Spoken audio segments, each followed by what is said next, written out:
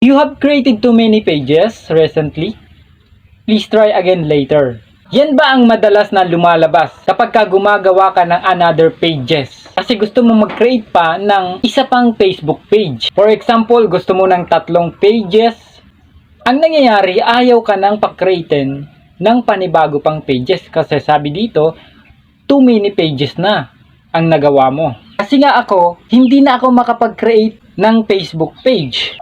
Pero mayroon tayong naging solusyon dyan. Para naman makatulong ay isi-share ko sa inyo kung paano ko ginawa yan. At nakapag-create pa ako ng another page. Kasi nga, halos lahat ginawa mo na. Pumunta ka na ng Chrome site at gumawa ka na rin ng maraming main profile. Diyan sa maraming main profile, ang bawat isang profile ay ginawan mo ng page pero ayaw talaga. At ganyan rin ang nangyari sa akin. Kasi nga habang tumatagal tayo, hindi naman maiwasan na magki-create talaga tayo ng another page pa. Para naman, sulit yung ginagawa nating pagbablog dito sa ating Facebook.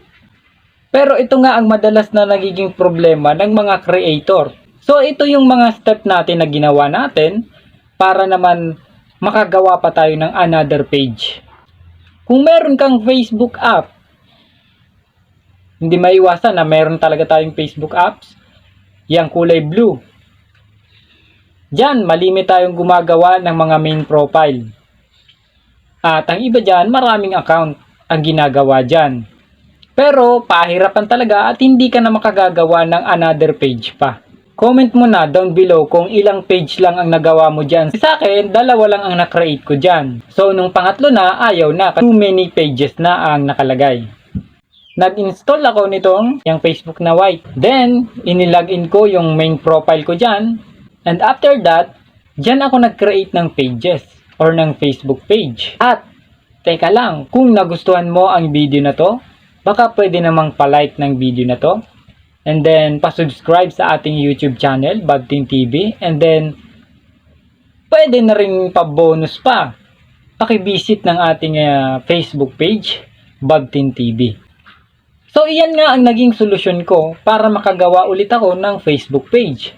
Nag-install ako ng Facebook Lite. Napakabilis.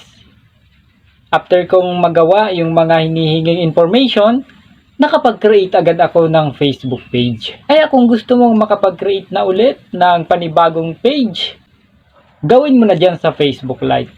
Dyan nga sa Facebook Lite ay pwede kang mag-operate ng Facebook mo. Ang kaibahan dyan is hindi ka masyadong gagamit ng load dyan. Kumpara dito sa isang Facebook, yung Facebook Blue, talagang kailangan mo ng maraming data o kaya naman kailangan mong naka-wifi.